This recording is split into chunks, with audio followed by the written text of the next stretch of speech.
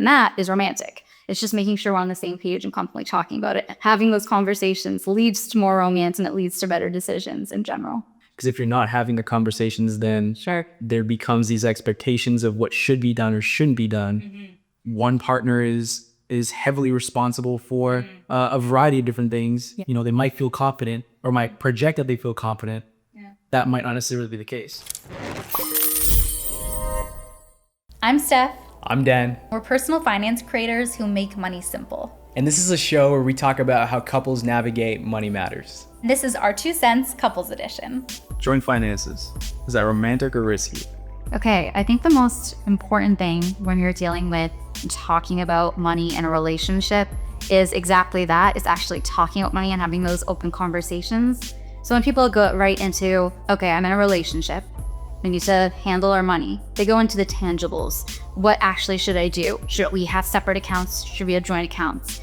How many separate or joint accounts should we have? All these tangible things, as opposed to the more qualitative conversations. That's very technical side of things. Yeah, people think it's all about the technical side and taking these actions when the first step actually needs to be having these conversations. So when I think joint finances, romantic or risky, I actually think, okay, we are now joint, we're a couple. When it comes to our finances, what conversations are we having?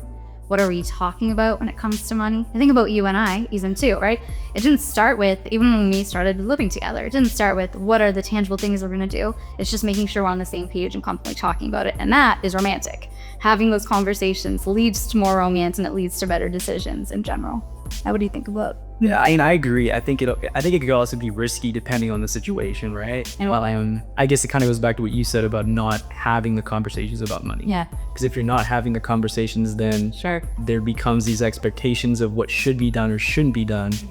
And then all of a sudden, you're getting into a situation that might not make the most sense, or one partner is heavily responsible for a variety of different things. Yes. And they, although they might feel confident or might project that they feel confident, that might not necessarily be the case. So that gives me another thought too, because you were saying risky for not having the conversation. I also think people like to think maybe they're not money people. They don't really care that much about money or talk about money.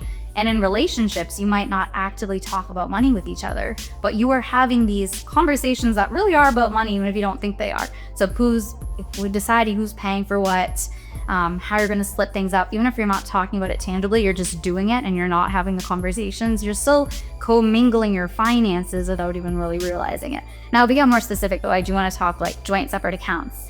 If you are joining things together and, have you really joint finances, Should that be the benchmark? What should be the benchmark? Having a joint account if you're in a relationship? Is that if it's romantic or not, if you're at a good level or not? To me, it's not about right or wrong to have joint or separate accounts. It's having intentionality, having a system behind it. You could, in theory, have totally separate bank accounts, but have very good romantic financial relationship where you talk about money openly. On the other hand, you could never talk about money. Actually, that's a good scenario.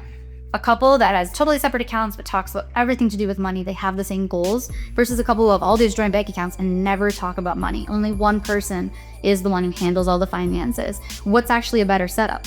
In my opinion, it's the separate accounts, but you discuss money and talk openly about it. Not having things joint, but one person has no clue what's going on with their money at all and isn't empowered. So I guess ultimately it goes back to just having these conversations. Yeah.